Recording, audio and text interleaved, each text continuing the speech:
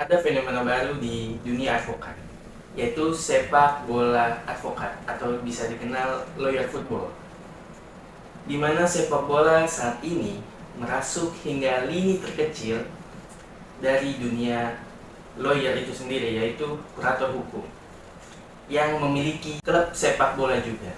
Hal ini membawa habit atau kebiasaan baik, di mana lawyer yang dulu jam 7 itu ada di lampu remang-remang, sekarang lampu remang-remang dan happy sekarang sudah berpindah happy-happynya ke lapangan hijau dan berkeringat juga, terus happy jiwa dan raganya.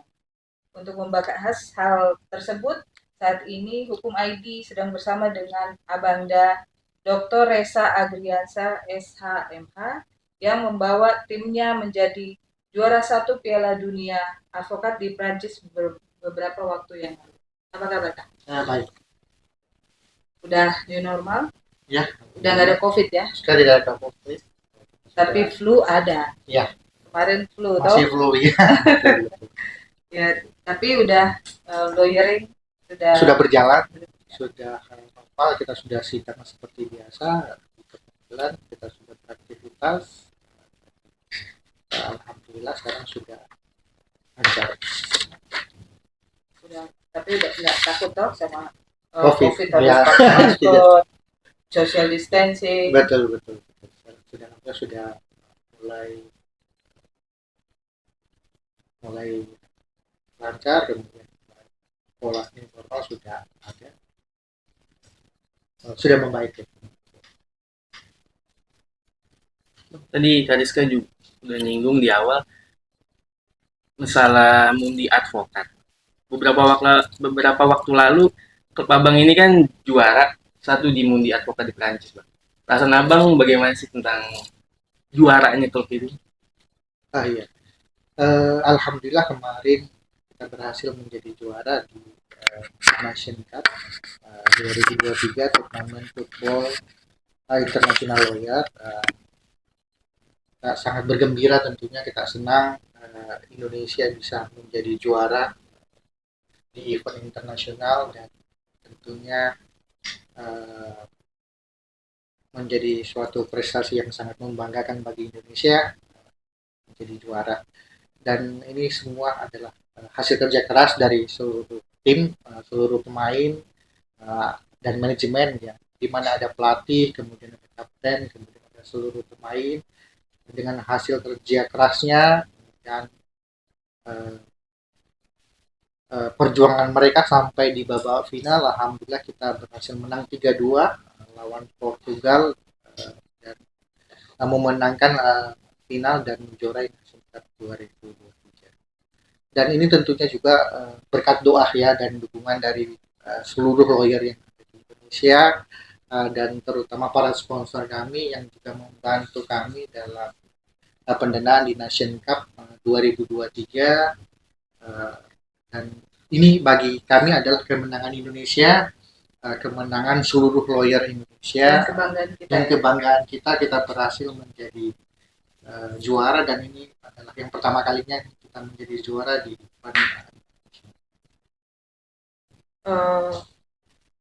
bahkan terkait dengan juara satu ini, itu bisa cerita nggak Kak, nanti di apakah di seperempat final kan masuk dulu di 16 besar atau bagaimana sistemnya, atau 8 besar dulu? Iya, kebetulan kami mengikuti event 5 lawan 5. Kita dibagi dalam beberapa grup, kemudian di babak penyisihan kami ketemu dengan Malta, kemudian kami menang, berhasil, alhamdulillah kami menang 7-1. Kemudian kami melawan Prancis, kita menang juga 4-2, alhamdulillah. Kemudian kita ketemu lagi dengan tim Prancis, Nice, kita kalah 3-2 dari Prancis, tapi alhamdulillah setelah hitung poin kami menjadi juara grup pertama, sehingga kami lolos ke babak selanjutnya, di babak 16 besar kami ketemu dengan Irlandia. Dan alhamdulillah kami juga menang di babak 16 besar 4-0. Kemudian di babak selanjutnya 8 besar kami ketemu Eroasia, klub juga yang sangat bagus dan punya strategi yang bagus. Dan alhamdulillah kami juga berhasil menang dengan skor 4-1. Kemudian Dengan 4-1 dengan Erosia ya di babak 8 besar ya. Kemudian babak selanjutnya di semifinal kita menghadapi Braga dari Portugal. Di sana kami bermain imbang ya 1-1. Kemudian kami adu penalti dan alhamdulillah kita unggul 4-3, agregat 4-3 dan kita masuk di babak semifinal. Di semifinal juga kami bertemu dengan Portugal, pihak yang sering juga juara yang mengikuti event Mundi tentunya. Alhamdulillah kami berhasil menang dengan skor 3-2. Di final kami menang 3-2. Alhamdulillah kita berhasil membawa piala ini adalah Nation Cup dan jadi juara Nation Cup 2023. Tapi ada kemenangan ini adalah perjuangan dari seluruh tim ya. Ya, betul. Kan? Karena ke sana bukan juga mudah, harus beradaptasi dengan cuaca, harus beradaptasi dengan makanan terutama, dan harus beradaptasi dengan suku mungkin dia dan waktu. Betul. Nah itu timnya kakak ada masalah nggak dengan itu? Ya. Jadi sebelum kami berangkat tentunya sudah ada persiapan yang kami lakukan terlebih dahulu. Salah satu PR-nya adalah kita mengikuti waktu di Prancis. Itu kan karena waktu di Indonesia dengan di Prancis kan berbeda nih. Jadi kami datang lebih awal untuk menyelesaikan waktu di sana. Jadi waktu tidur di sana kan di sini agak berbeda. Kalau di Paris mungkin jam 9 sampai setengah 10 baru terbenam matahari. Jadi kita berangkatnya lebih awal. Nah, kemudian pola makan juga kita menyesuaikan. Kalau di sana kan nggak ada pecel lele gitu. Ya betul. Ya, tapi kan kalau di Indonesia kan agak susah nih kalau tidak makan nasi. Ya. Gitu. Jadi kita bawa juga beberapa bekal, beras misalnya, daging misalnya, atau bahan pokok yang mampu bisa diolah kembali. Karena penyusian ini yang harus dilakukan ketika ada di sana. Dan alhamdulillah itu berjalan dengan lancar. Masalah PR, masalah waktu tidur kita bisa teratasi. Kemudian makanan juga bisa teratasi waktu. Dan yang PR sebenarnya adalah yang kami hadapi di sana adalah cuaca memang. Karena cuaca di sana kan sangat panas gitu. Sehingga kemarin mempengaruhi beberapa pemain khususnya terkena flu, terkena demam. Tapi setelah berjalannya waktu PR itu kami bisa atasi. Memang ada yang menarik bagi saya itu. Yang melatar belakangi abang membentuk klub ini yang semuanya notabene diisi advokat itu apa sih? Berbicara mengenai pembentukan kami RAP itu kami baru kurang lebih 1 tahun. Awalnya teman-teman yang bergemar main bola ya itu berkumpul di sini, kita berdiskusi, kita cerita tentang mini soccer, terus arahnya ke depan bagaimana, dan adanya event-event yang sering kita dilaksanakan khususnya antar lawyer di Indonesia.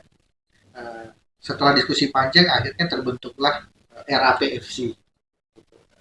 Tahun lalu terbentuk. Kemudian event pertama yang kami ikuti adalah event turnamen mini soccer yang dilaksanakan oleh Pradi Jakarta Pusat. Kami sebagai tim baru lolos sampai dengan fase 16 besar. Waktu itu kami kalah 2-1 sehingga kami tidak mengikuti babak selanjutnya. Tapi dari situ kemudian tim kami masih tetap berjalan, eksis, dan apa yang menjadi PR yang setelah kami ikuti event yang pertama itu kami mencoba untuk melakukan evaluasi. Dan alhamdulillah itu berhasil. Di pada event selanjutnya kita ngikutin futsal yang dilaksanakan oleh DPC AI Jakarta Pusat.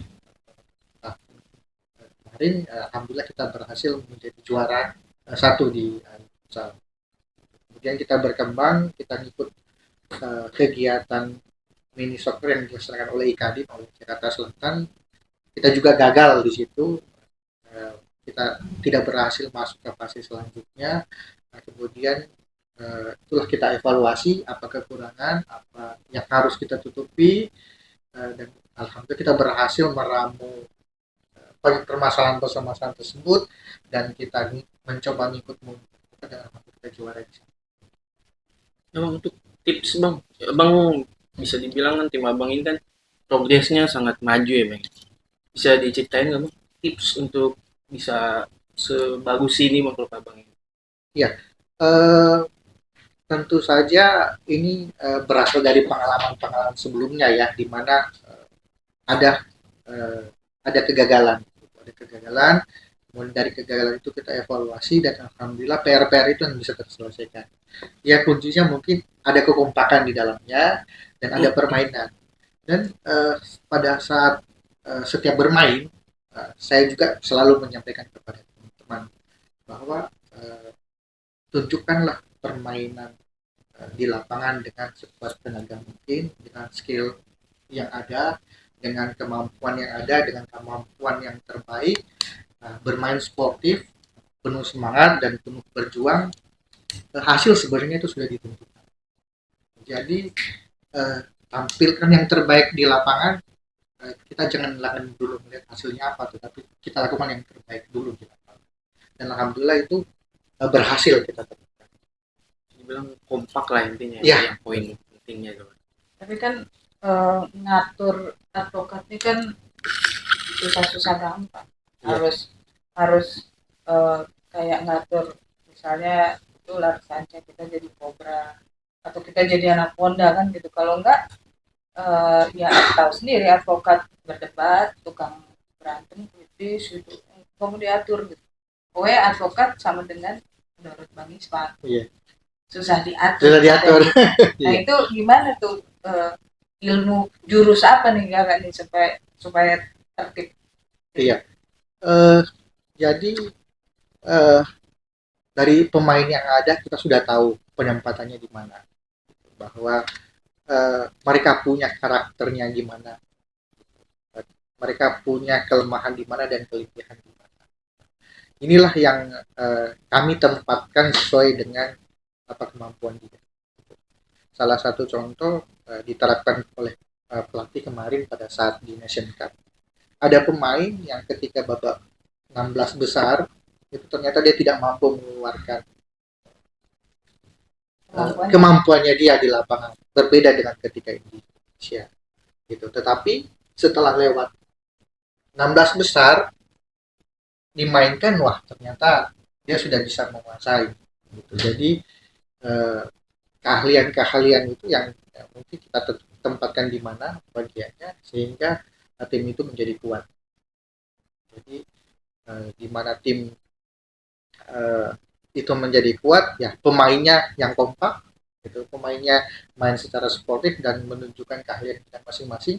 Dan juga saya sudah sampaikan setiap kita mengikuti event turnamen khususnya, bahwa teman-teman mempunyai kualitas individu yang baik, kemudian permainan pola yang baik, dan alhamdulillah itu dijalankan di lapangan, sehingga di lapangan itu tidak ada ego yang terjadi. Saya menurut itu sampai di lapangan di Saint-Tropez di Paris, dan alhamdulillah pola itu yang berhasil, dan dari saya lihat kami selalu menang agak besar gitu. Jadi saya juga tidak menyangka di awal ternyata kita menang 4-0, kita menang 7-1, kita menang 4-1. 7-1. Iya, 7-1 ya, itu juga yang saya juga tidak menyangka ya. Itu ternyata alhamdulillah di lapangan teman-teman lepas bebannya, lepas mainnya enak, mainnya cantik, sehingga pola ketemu 1-2 yang terjadi di lapangan alhamdulillah berjalan baik. Kita kembali ke masalah ini, sepak bola atau futsal di kalangan lawyer kan sedang mendunia dan jadi sangat diminati. Terbukti dengan beberapa kantor hukum itu juga memiliki klub sendiri-sendiri.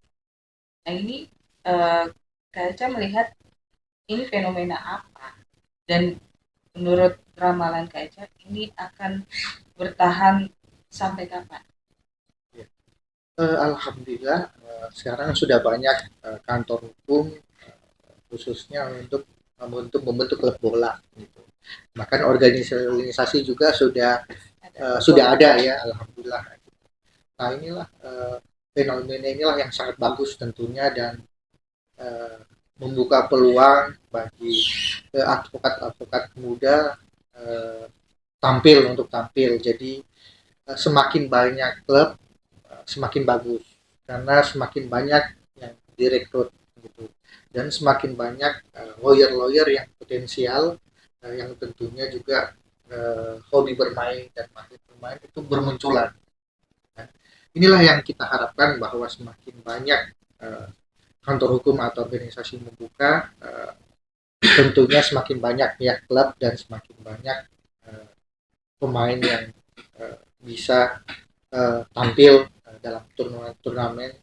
Nah, kemudian dengan inilah harapan kita tentunya bahwa lahir adalah pemain-pemain muda yang baru yang bisa membawa nama Indonesia di dalam event internasional ke depan.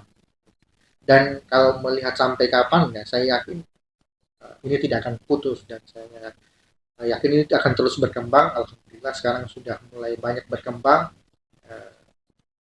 klub-klub baru, dengan harapan banyak bermunculan para pemain. Karena regenerasi itu terus Betul. Ada ya Pak ya?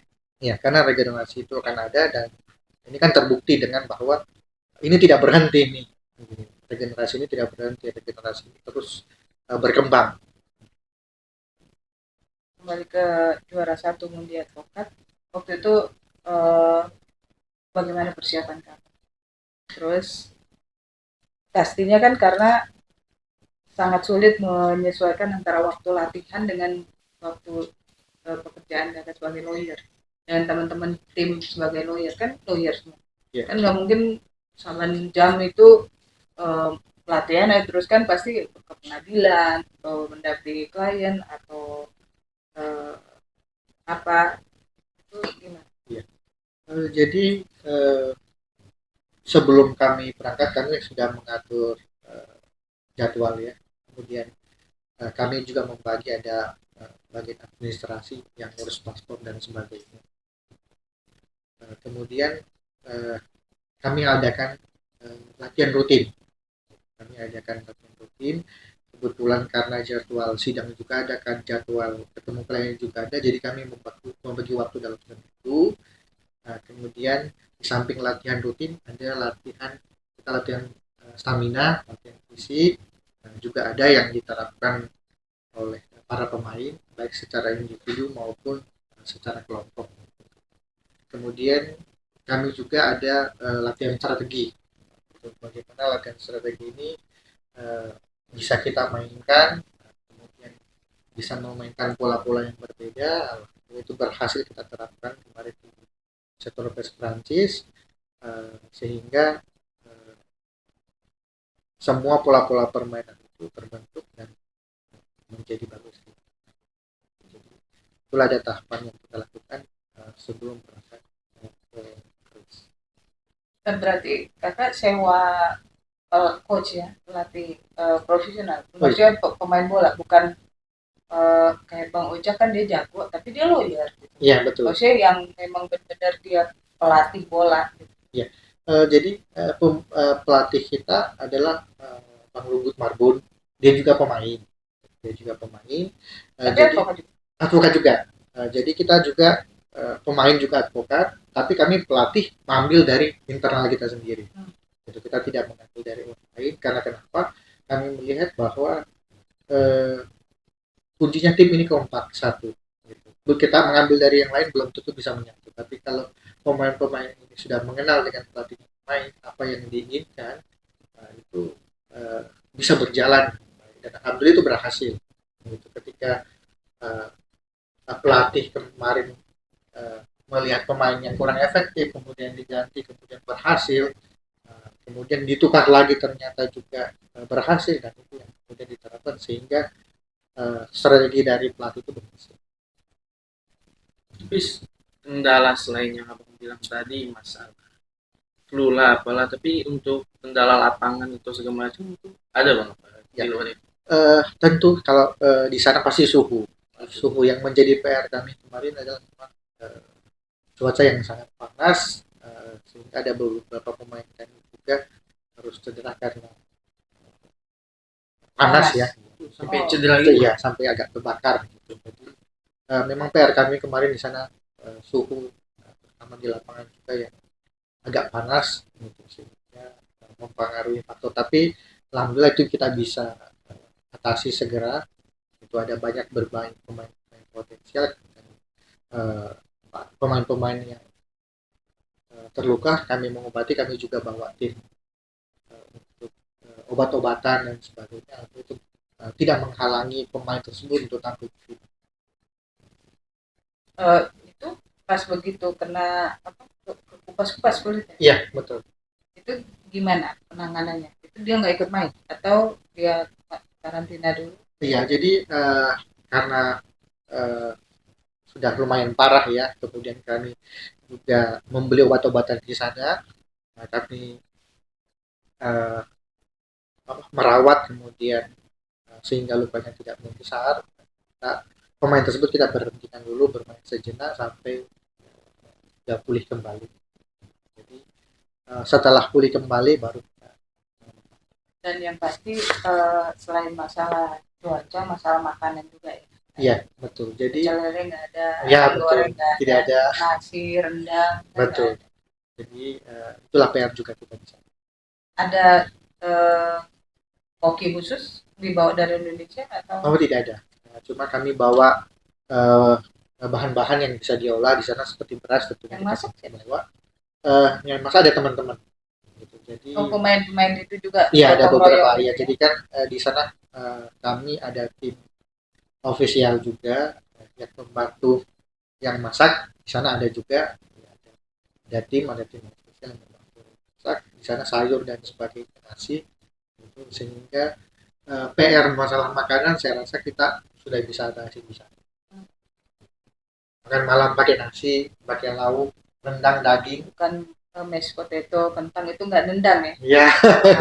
Apalagi mereka memain di lapangan ya, tentunya punya energi, dan kalau Indonesia kan memang rata-rata harus masuk nasi. Apalagi kalau lawyer yang badannya agak gitu. Iya. Saya kan lelenya harus 3 kan? Ya, betul. Rasa Indonesianya nggak bisa dihilangin. Iya, rasa Indonesia nggak bisa hilang. Ya, kita juga di sana rindu makanan Indonesia. Dan sebelum berangkat pun dari Bang James juga banyak memberikan kami masukan, memberikan kami bekal ya bagaimana cara Mundi itu ya, karena kan kami baru pertama kali mengikuti event Mundi, apa yang harus disiapkan ya. Bang James banyak memberikan share ke kami, banyak membantu kami, banyak memberikan masukan, dan di lapangan juga beliau juga selalu support kami, banyak membantu kami di lapangan juga. Jadi beliau adalah senior yang sangat membantu kami juga. Berarti Kak Eca dan tim nggak berangkat bareng ya? Iya, kita ada di Indonesia ada 3 tim. Oh, maksudnya 3 tim yang berangkat daftarnya mau bareng tapi perginya masing-masing gitu kali ya? Yang pertama ada RAPFC Indonesia dari kami, kemudian ada Indonesian Lawyer Football Club yang Bang James, dan kemudian ada DPP AI yang ditemani oleh Bang Ozak. Dan manajernya Ibu Susita. Ibu Susita ya, betul. Jadi kami kesana cukup ramai dan alhamdulillah saling support. Itu satu tempat tinggal? Iya, dalam satu kawasan. Oh, satu kawasan. Ya, jadi kawasan. Jadi sering sore-sore juga kami kumpul-kumpul cerita-cerita. Masak apa di sana gitu? Iya, betul. Gitu, ya. Ada makanan apa di sana? Gitu. Iya. Jadi ada sayur apa di sana, kita saling berbagi, saling berdiskusi, dan alhamdulillah eh, semuanya lancar. Gitu. Alhamdulillah Indonesia membuktikan bahwa Indonesia bisa jadi juara. Dan itu menjadi kebanggaan kita ya. Maksudnya Iya, betul. tidak hanya lawyer, Betul. tapi kami semua yang dari Indonesia itu bangga dengan tim yang abang-abang. Betul. Ya, ini juga menjadi kebanggaan kita bersama, kebanggaan Indonesia. Kita menunjukkan di luar bahwa Indonesia juga bisa. Karena setelah kami berhasil memenangkan, negara lain nanya dari mana Indonesia, dari mana gitu. Oh, ditanya. Gitu. Ditanya ya, juaranya mana Indonesia? Gitu. Ternyata dari Indonesia. Gitu. Kirain ditanya Indonesia itu di mana? Tapi kita ini itu membuat kita tersinggung.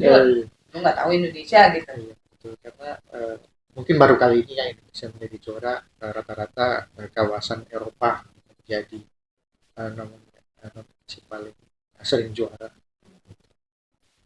Tapi dari segi postur tubuh kan mereka gede-gede ya. Iya. Kita ada tas pinggang, terus ada tas pinggang dan ada kulkas 2 pintu gitu kan, itu ngaruh nggak sih? Iya.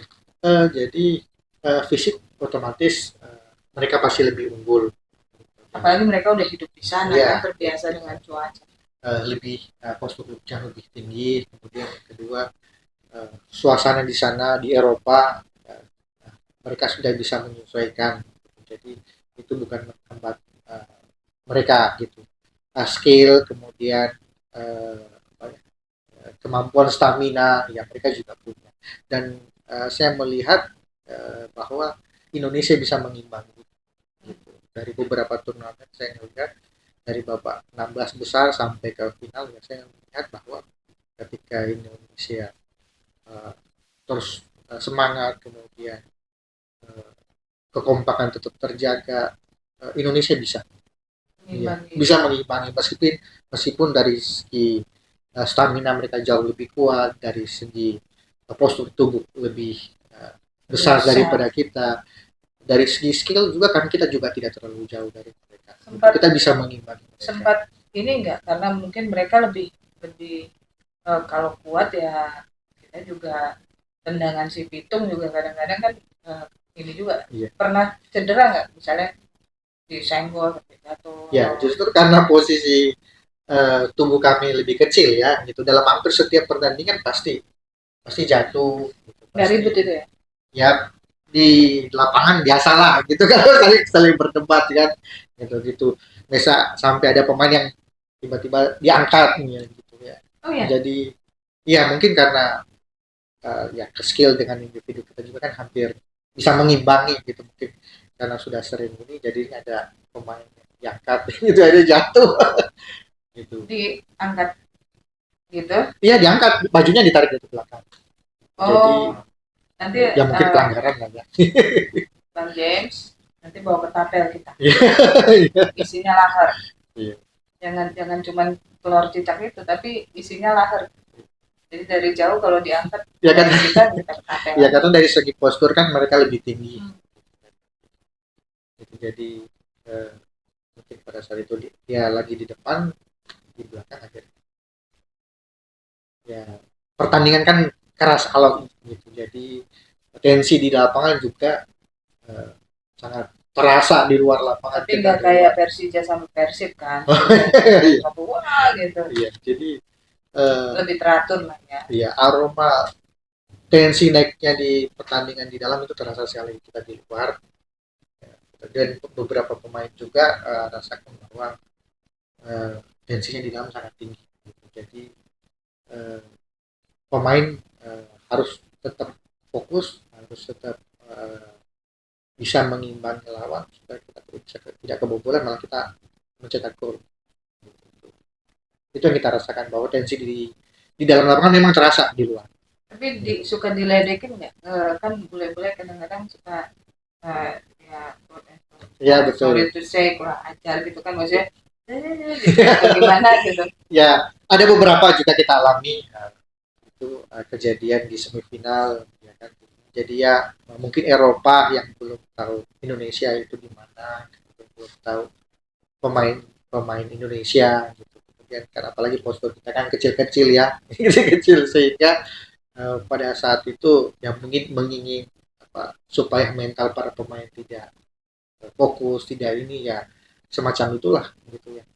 Banyaklah yang dilakukan termasuk memancing emosi di dalam lapangan, kemudian membuat tindakan-tindakan ini sengaja ingin memancing gitu, itu juga ada.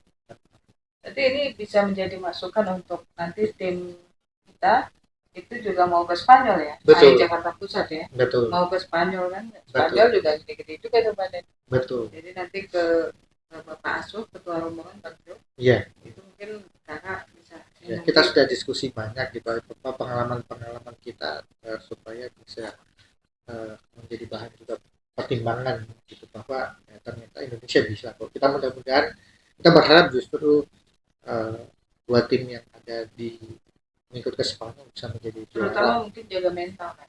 Iya, mental, dan Indonesia bisa. Saya takjub sendiri melihat gitu. Jadi dengan pemain yang ada, pemain kok bisa seindah ini nih mainnya, kok bisa sebagus ini nih mainnya Indonesia. Padahal kita kan sempat menang 7-1, 4-2 di final, malah kita bisa unggul terlebih dahulu 3-0. Itu saya bilang bahwa Indonesia bisa. Tetapi ada pelajaran juga yang kita dapatkan ya, ngikutin di event di Saint Tropez Prancis, bahwa semangat dari tim-tim Eropa itu tidak akan putus sampai pertandingan selesai. Berapapun skor yang ditinggal, mereka selalu fight seperti 0-0. Ketinggalan 4-0, 5-0, mereka tetap tidak ada perubahan dari segi strategi. Mundur. Gitu. Ya, sampai dengan kick off selesai. Itu yang Kak Eca ambil. Ya, ada pengalaman positif. Jadi mereka meskipun mereka tinggal 3-0 itu tidak berubah sama sekali. Ya, kebiasaan kan kalau kita sudah ketinggalan jauh kan pasti sudah loyo. Tapi melihat mereka ya itu PR yang bagus, dan itu saya sampaikan kepada teman-teman lain, ternyata semangat yang harus dikobarkan. Kita jangan melihat fisik, melihat itu. Dan hasilnya ternyata alhamdulillah kita tidak menyangka menjadi juara grup 1. Tidak menyangka 16 besar, masuk 16 besar. Bahkan kita menang lawan Braga Portugal adu penalti dramatis. Kita juga tidak menyangka bisa masuk final. Dan alhamdulillah semua terbayarkan dengan kita bisa menjadi juara 1. Dan fakta menariknya lagi, bahkan timnas senior Indonesia pun belum pernah juara loh. Iya. Ya, kalah dengan tim abang. Ya alhamdulillah ya, kita berhasil, dan mudah-mudahan ini tetap dipertahankan. Dan semoga ini menjadi perhatian pemerintah juga ya, bahwa advokat tidak hanya bikin ribut tapi ada prestasi juga. Ada prestasi juga, betul. Mereka ribut aja terus betul. Ya. Untuk lama Polri segala macam gitu. Betul. Tapi harapan abang untuk lawyer football ini kedepannya apa sih bang? Dan tujuan yang ingin abang capai setelah ini apa ya? Harapan tentu saja adalah dengan banyaknya klub yang ada, banyak pemain-pemain lahir gitu, regenerasi ini lahir ya. Tentu saja pemain-pemain yang sudah ada sudah bagus, sudah solid gitu, tapi tetap butuh regenerasi gitu. Regenerasi inilah, dengan regenerasi inilah harapan dari saya adalah mereka bisa mewakili Indonesia dalam event-event turnamen football internasional, dalam event-event internasional dan lainnya yang bisa mewakili Indonesia. Tapi nanti apakah kedepannya abang kayak di basket kan bisa diberi beasiswa atau mahasiswa, apakah nanti abang mengarah ke sana, akan membiasiswakan mahasiswa yang jago lah sepak bolanya, apakah ada ke arah ke sana? Ya, kalau itu nanti kita melihat bagaimana ke depan. Kita kan ada manajemen, kita akan berdiskusi dengan manajemen, karena syaratnya adalah harus sarjana hukum, harus advokat, kemudian baru bisa mengikuti kita event internasional. Itu ketika pemain-pemain baru yang belum mungkin advokat, ya kita bisa memanggil beliau untuk mengikuti advokat, kemudian setelah ikut advokat baru baru bisa ikut turnamen. Karena syarat-syaratnya juga kita mengikuti mini soccer maupun futsal di Indonesia harus lawyer, harus advokat. Jadi itu ada syarat yang harus ditempuh oleh para pemain. Dan beberapa kantor hukum saat ini merekrut lawyer baru. Betul. Itu salah satu syarat ya. Betul. Adalah bisa main bola. Bisa main bola. Betul. Betul. Enggak, bukan ya fresh graduate atau apa. Betul. Dan kalau tas pinggang agak gede tapi bisa main bola, ya masuk aja gitu. Betul. Jadi sekarang juga lagi ngetren itu, jadi salah satu dinilai adalah bukan keahlian dia. Baik ya, dulu kan sering bahwa syaratnya harus bisa berbahasa Inggris, punya pengalaman advokat berapa lama, 5 tahun. Sekarang juga ada sampingan nih, gitu, bahwa dia harus bisa mahir bermain bola, bermain sepak bola. Tapi untuk tim abang sendiri RAPFC ini ambisinya apa sih bang ke depannya? Apakah nanti ada tim B-nya kah, atau bagaimana dengan perkembangan ini, dan bahkan mungkin akan lebih banyak lagi lawyer yang abang bisa masukkan ke tim abang? Kalau kami sih RAPFC tidak mempunyai ambisi apa-apa ya dalam hal pembentukannya juga, bahwa saya selalu menyampaikan kepada para pemain bahwa tunjukkanlah kemampuan kalian di lapangan yang terbaik, berikan yang terbaik, berikan kemampuan skill kalian yang terbaik di lapangan. Hasil itu sebenarnya sudah ada yang ditentukan. Jadi, tunjukkan terbaik yang di lapangan apa yang kita. Jadi itu yang kita terapkan, yang kami terapkan sampai saat ini, dan mungkin hanya RAP yang akan ada. Kita tidak punya bayangan akan ada anak cabangnya gitu ada apa. Tapi kami mengakomodir seluruh pemain-pemain gitu, tentunya untuk masuk dan bergabung ke kami gitu. Karena di kami kan ada manajemen, ada sebuah sistem yang berjalan, jadi ada rekrutmen dan ada evaluasi yang kita selalu lakukan gitu. Tadi saya sampaikan bahwa setiap event kita pasti selalu evaluasi apa kelemahan, apa kelebihan, kita terapkan, kita evaluasi bersama gitu, sehingga semua PR-PR itu bisa terselesaikan. Ini kayak itu kan ini nggak sih beli pemain gitu, kayak transfer. Oh iya, sekarang kan memang lagi terkenal ya pindah transfer pemain gitu. Jadi dari awal memang RAP punya pemain, ada beberapa yang pindah yang tidak ada masalah lah bagi kita. Kemudian datang lagi tidak ada masalah. Tapi memang sih banyak banyak pihak lain yang ingin datang, kemudian ingin bergabung di kami, ya kami sangat bergembira tentunya, karena mereka peduli dengan kebersamaan gitu. Karena di kami memang kebersamaan dan pola kerjasama yang selalu kami sampaikan kepada pemain, sehingga tidak ada yang itu, sehingga di lapangan bisa menjadi main dengan baik gitu. Alhamdulillah bursa transfer itu banyak terjadi, banyak yang pindah, banyak juga datang kembali, dan itu biasalah di dalam klub ya klub. Bahkan kita saling bisa meminjamkan pemain kita pinjam. Jadi itu hanya gentleman agreement, Mas? Nggak ada biaya transfer? Oh, nggak ada. Jadi gentleman agreement. Ya, itu langsung aja. Kalau dulu kan di dunia lawyer substitusi ya. Ya, substitusi. Nah, ini pemain substitusi juga. Iya, betul. Malah sekarang ya pemain bola lagi ngetren nih, gitu. Bisa bilang harganya makin mahal nih, karena banyak klub, tapi pemain kan terbatas, gitu. Jadi tergantung klub bisa menarik pemain-pemain nih, gitu. Karena pemain-pemain kan terbatas tuh, tapi klubnya kan semakin banyak, gitu. Tapi ada juga klub yang membawa pemain-pemain yang lain kan, pemain yang tidak sama, sehingga itu yang bisa menjadi warna-warni dalam dunia sepak bola. Kak, dalam kan sudah Sentropes, terus ini ajang internasional, terus dalam waktu dekat Echa dan tim akan bertanding kemana lagi dan bagaimana persiapan? Untuk event selanjutnya kita sudah ada undangan dari uh, mini soccer di Surabaya pada bulan November. Kita juga sudah ada undangan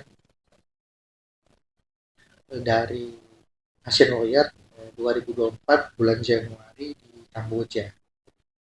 Sekarang manajemen lagi evaluasi terhadap dua event tersebut, kemudian lagi melakukan persiapan terhadap dua event tersebut. Mudah-mudahan karate bisa ngikut dalam dua event tersebut. Nah kalau yang di Kamboja nanti itu kan termasuk event internasional. Betul. Nanti apakah ada karantina atau supaya kan lawyer kan pada bandel nih. Betul. Dan misalnya diajak-ajak lah temen-temen kita ke sana dulu mirip-mirip sedikit gitu kan. Terus nggak usah latihan, apa di karantina atau memang dilepas saja? Ya, kembali ke pola manajemen di RAP bahwa sebelum berangkat kan harus ada persiapan. Jadi persiapannya adalah ada latihan rutin yang diikut, mereka wajib ikut. Kemudian ada latihan fisik yang bisa digunakan untuk per individu atau per kelompok, dan ada latihan strategi. Gitu. Jadi pola inilah yang berarti nggak tinggal di satu tempat. Digunakan. Ya, pemain-pemain kita kan ada juga dari luar kota. Gitu, dari misalnya dari Gorontalo, dari lawyer juga sih. Iya, lawyer juga dari Semarang, gitu, dari tempat luar Jawa misalnya. Kemudian di lapangan juga di dalam situasi di sana, ketika misalnya di Saint-Tropez ya, karena situasinya jauh dari kota, sehingga ya kita juga menerapkan bahwa selama malam jangan keluar. Tapi yang ada yang menarik juga untuk turnamen itu sendiri, apakah undangan atau kita yang mendaftar atau gimana sistemnya? Ya, kalau di Mundi Advokat ya yang internasional, tentu ada undangan dari panitia. Kayak kemarin juga setelah kami dari Saint-Tropez, kami juga dapat dari undangan dari Spanyol untuk mengikuti ini, tetapi kemudian kita evaluasi manajemen karena juga waktu yang sangat dekat dan persiapan juga memang harus matang, apalagi kan izin paspor dan sebagainya harus jauh hari gitu. Kita tidak mengikuti event tersebut. Kita mudah-mudahan bisa ikut pada event Januari juga Kamboja ya, baik mungkin bukan juga. Kalau Kamboja kan masih lumayan dekat. Lumayan dekat dan iya. Suhunya juga nggak terlalu jauh. Ya. Kalau berbeda kan kalau di Eropa kita harus terbang berapa jam di atas pesawat, kemudian sampai di sana yang harus kita rumuskan adalah pola suhu di sana, pola makan, dan pola waktu yang berbeda. Persiapannya terlalu mepet kali. Ya, persiapannya terlalu sangat singkat.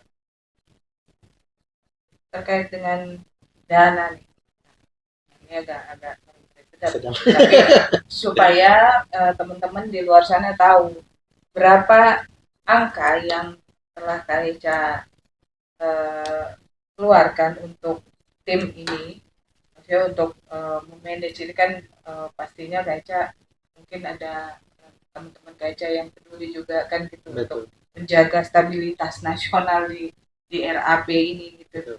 Terus apakah pemain di RAP dapat uang segitu? Misalnya ada, kalau lawyer kan fee, lawyer fee. Kalau ini lawyer pemain, fee pemain atau bagaimana lah bentuknya, dan kalau boleh disebutkan berapa biar para lawyer muda ini berlomba-lomba lah, jangan ada tas pinggang masuk ke RAP. Ya, supaya itu jadi motivasi. Ya, betul. Kalau di RAP tentunya dalam setiap event kami siapkan bonus. Ada kayak kemarin kami menjuarai turnamen mini soccer API, ya, ada bonus yang kami berikan kepada pemain. Kemudian dalam setiap turnamen event tentunya ada uang saku ya yang kami berikan kepada para pemain. Artinya mereka telah meluangkan waktu, energi untuk membela klub, membela eh, klub RAP. Ada uang saku yang kami berikan kepada para pemain. Selebihnya secara konsumsi, kemudian perlengkapan, persiapan, itu semua sudah diberikan oleh manajemen. Karena nggak mau sebut berapa biar Iya. mereka pada nunggu nih, belum di skip ya. Iya. Mungkin untuk akan dan nanti dari manajemen aja ke para pemain. Ya kan? Jadi angkanya cukup manajemen dan para pemain yang tahu. Dan saya sih dengarnya bocorannya Bocoran. lumayan Lumayan. fantastis juga ya daripada dunia lawyering Iya. dari pagi sampai malam ya ini lumayan lah gitu. Ya bagaimanapun kan mereka telah mengeluarkan waktunya, ya, energinya. Beliau itu tidak bisa dibayar gitu secara apapun, secara materi. Menurut saya melihat teman-teman bermain di Paris dan Prancis untuk membela Indonesia, terlebih lagi ya saya melihat bahwa berapapun jumlah yang kita berikan kepada beliau, kepada mereka, saya yakin belum bisa terbayarkan. Itu juga kayak karena bentuk kepedulian aja maksudnya ke mereka karena skill mereka itu tidak bisa diukur sama uang. Betul. Tapi kantong rada dalam juga ini ya kak. Ya betul ya, artinya itulah pengorbanan kita. Bahkan saya sampaikan ya mereka sebelum kita berangkat, bawa aja diri ke lapangan, tunjukkan yang terbaik. Urusan PR lain-lain biar kami, biar manajemen. Jangan pemain menjadi terbebani hal yang lain. Kan manajemen hal itu ya alhamdulillah bisa menjadi motivasi bagi teman-teman bermain lepas di lapangan. Tapi dari RAP-nya sendiri ada sponsor utama ya? Bisa dari sponsor dari kantor inilah. Iya, tentu saja ada RAP ya, tentunya RAP. Kemudian kami juga untuk event internasional ya tentunya kayak kemarin ya banyak sponsor yang memberi bantuan kepada kita. Ada beberapa sponsor yang memang memberikan bantuan secara finansial ke kami untuk mensupport kami untuk mengikuti event-event internasional. Jadi di samping kami RAP manajemen ada kantor-kantor hukum lain ya, sebagai sponsor yang membantu secara finansial kami kemarin dalam mengikuti Nation Cup. Karena kan bukan biaya sedikit juga untuk ya, ke sana ya. Betul. Kak, selain Kamboja nanti itu dan yang di Surabaya. Surabaya ya, mini soccer. Akti. Bukan apa? Ikadin. Itu target RAP selanjutnya apa? Apakah mau punya lapangan untuk latihan supaya bukan mengeksklusifkan diri tapi memang itu perlu loh kalau seandainya jangka panjang kakak melihat ini adalah peluang bagus. Betul. Apa targetnya? Kemarin juga berdiskusi dengan teman-teman, salah satunya adalah memang punya lapangan. Kita punya lapangan dan memang lapangan memang kan sangat penting di sebuah klub ya. Tapi kalau di Jakarta kan memang kita sangat sulit gitu. Tapi impian kita itu.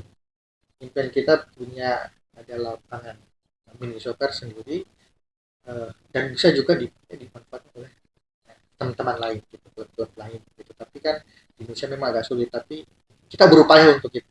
Kita berupaya untuk itu. Yang pertama adalah biar ada lapangan sendiri. Di Jakarta Pak Oto, lahan yang di samping rumah sakit Tebet kalau boleh. Banyak kok, boleh itu. Pak Oto gitu kan. Itu boleh tapi masalah rumput itu juga pengaruh. Ya, pengaruh ya. Betul. Rumput lapangan ya. Iya, rumput lapangan kalau kita kan biar dikerikil-kerikil tajam juga hajar aja kalau di orang luar. Betul. Itu pengaruh tuh.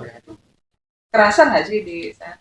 Pemain-pemain pada bilang wah ini kayak bergelombang ya. Iya, betul ya. Ya salah satu faktor memang lapangan. Tapi saya yakin dalam setiap event, terutama kita event-event di Indonesia ya, mini soccer, masalah lapangan sudah menjadi PR yang sudah bisa teratasi. Jadi eh, tidak ada kendala, apalagi banyak lapangan di Indonesia, apalagi di internasional. Saya yakin mereka sudah evaluasi. Kakak udah coba masalah lapangan, udah coba ngomong sama Juragan Depok? Jangan Depok ya, belum. Nah, tahu kan yang Boleh, iya. tahu kan Kak Isma kan Iya, dia tahu. juragan tanah juga di sana. Kalau ada Kak tanahnya yang bisa Disumbangkan ya, dibakar dimakan.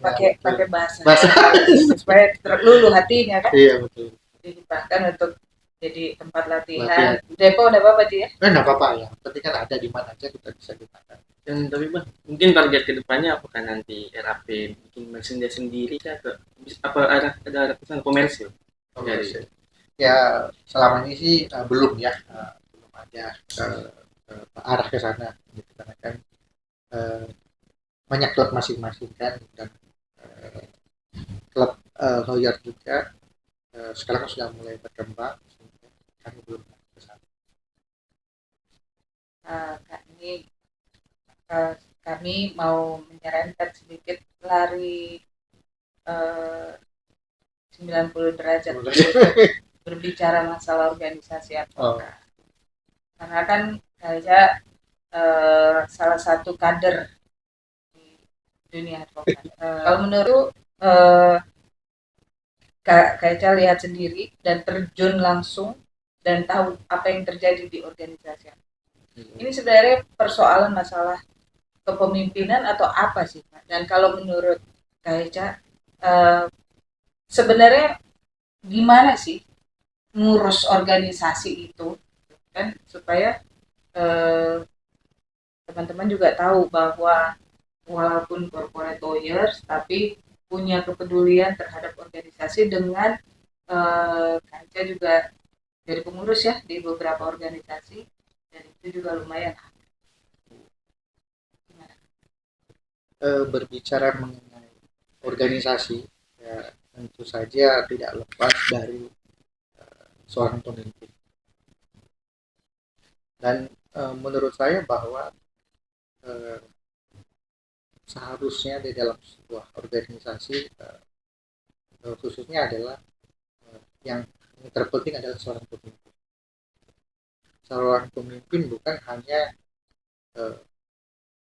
duduk bahwa beliau adalah menjadi ketua, menjadi pemimpin, gitu. Tapi seorang ketua itu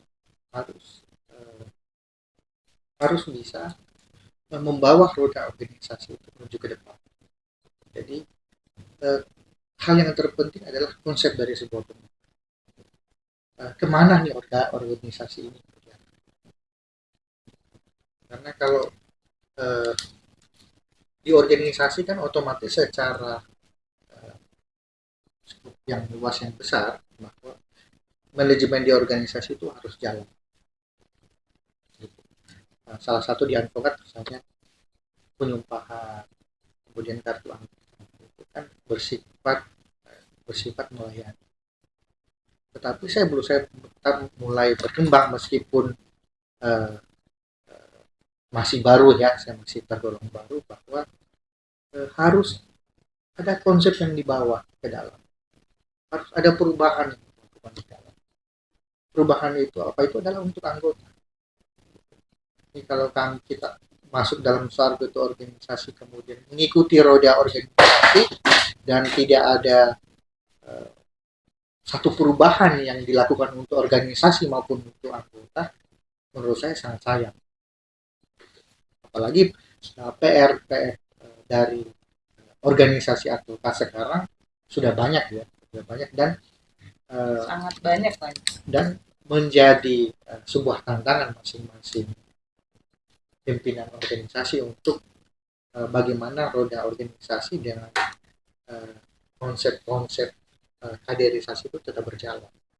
Jadi harus ada konsep yang dibawa ke dalam roda organisasi yang bisa bermanfaat bagi anggotanya. Jadi bukan hanya sistem melayani aja, bukan hanya sekadar menjalankan roda organisasi, harus ada yang dirasakan oleh anggota secara luas. Harus dua arah. Iya, betul. eh, ini kami menampung aspirasi.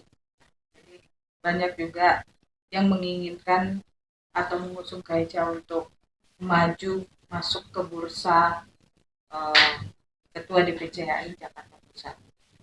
Kalau dari ini capability pasti sudah sudah oke kan, dengan kakak menjadi beberapa kali pengurus, wakil sekjen dan sebagainya. Cuman ini kan amanah, Kan belum senior kan, harus 55. Kesma Gitu kan, 55. ya kan, kan masih banyak senior, ya kan. Kemudian kalau mencalonkan yang mau milih siapa, ya kan?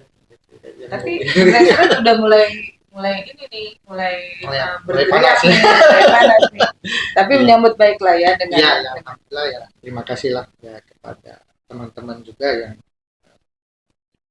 memberikan kepercayaan ya. Tapi eh, masih banyak lah yang senior-senior yang lebih mumpuni, masih banyak orang yang lebih cerdas ya. Tapi Gitu kan ya. menurut Kais Mak lagi nih, kalau senior itu kan udah di atas 55. Iya, betul. 55 ke atas. Itu Betul. sesuai undang-undang.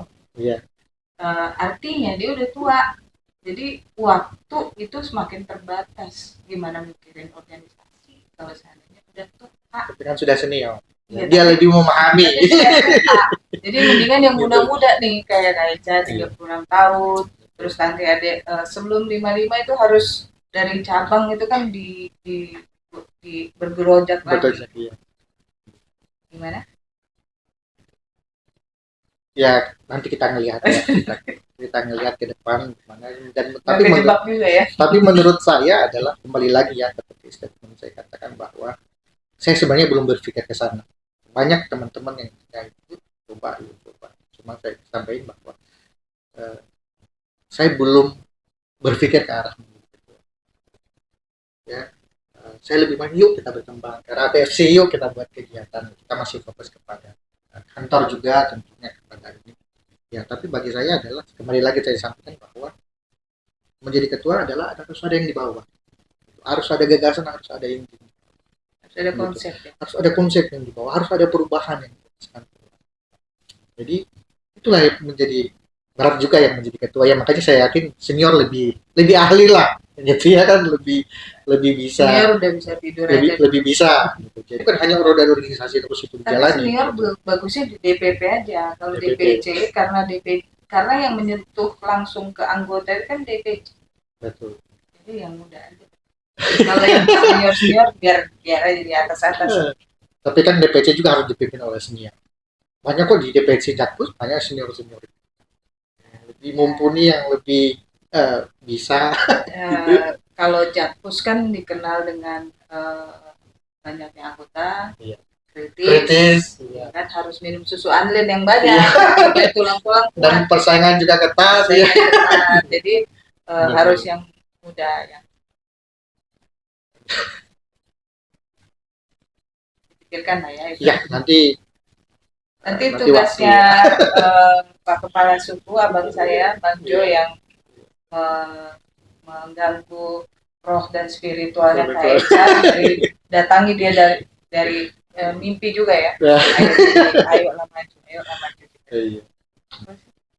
Mungkin ada yang mau Kaica sampaikan untuk kader AI kan? Iya. AI di usianya yang ke-33 tahun, yang walaupun usia 33 tahun harusnya kita lebih matang. Betul. Tapi menelan pil pahit yaitu perpecahan, tapi nggak apa-apa. Tiga-tiganya rumahnya Kaica juga. Betul. Ya kan, tiga-tiganya adalah abang-abangnya senior Kaica juga. Apa yang mau Kaica sampaikan untuk AI di 33 tahun usia? Betul. Baik, terima kasih ya, tentunya sebagai kader AI kita berharap bahwa AI ini bisa menyatu kembali, kita bisa kembali, kita bisa membuktikan bahwa kita solid, kita kuat. Mari kita menurunkan ego masing-masing sedikit untuk kepentingan organisasi, dan bagaimanapun AI adalah salah satu organisasi yang sangat luar biasa ya di Indonesia. Tapi saya yakin kemudian ke depan bisa bersatu, bisa menjadi satu kembali, karena menjadi satu aja organisasi lain juga mensegani. Apalagi kalau kita kembali menjadi satu, ya tentu hal ini ya, sangat luar biasa. Jadi harapan saya eh, mudah-mudahan rekonsiliasi bisa terjadi dan menguatkan organisasi AI ke depan. Dan menurut Kak Eja, seorang pemimpin itu harus memiliki konsep untuk bisa membawa perubahan di organisasi dan melayani anggotanya, bukan monoton gitu-gitu aja. Betul. Jadi bukan roda organisasi aja itu berjalan, tapi harus ada efek balik yang dirasakan, manfaat lain yang dirasakan oleh bagian. Termasuk upgrading. Ya, itu yang kita Kak Ismak itu selalu upgrading kayak kanebo kering juga jadi upgrading. Kan ada pemahaman, ada konsep yang diberikan. Ada lagi yang mau Kakak sampaikan untuk para advokat muda yang tertarik untuk ini? Banyak loh sebenarnya, makanya aku minta ke Bang Jo kan, Bang minta aku nggak praktek sama dia. Jadi dia sampaikan, dan banyak yang tertarik untuk masuk ke untuk teman-teman ya yang ingin bergabung ya dengan APFC, ya kami cukup bisa main bola. Sangat membuka pintu ya ke teman-teman untuk bergabung ke kami, untuk lebih menguatkan tim Indonesia khususnya ya dalam internasional. Ya, ini kita buktikan bahwa kita berhasil, dan mudah-mudahan kedepannya lahir calon-calon advokat muda yang tentunya berbakat, yang tentunya mahir dalam dunia sepak bola, sehingga bisa mewakili. Jadi meskipun bukan hanya di RAP atau di mana, tapi bisa mengharumkan nama Indonesia. Jadi kami keluar juga, kami tidak hanya membawa, tentunya tidak membawa nama klub, tapi di luar sana adalah kita membawa nama Indonesia. Kita buktikan di luar bahwa ternyata juga Indonesia bisa menjadi juara di turnamen internasional football. Dan harusnya ini menjadi perhatian dari pemerintah. Betul. Ya, bahwa advokat selain bikin ribut juga ada prestasi yang mendunia. Betul. Terima kasih waktunya. Terima kasih. Sampai jumpa.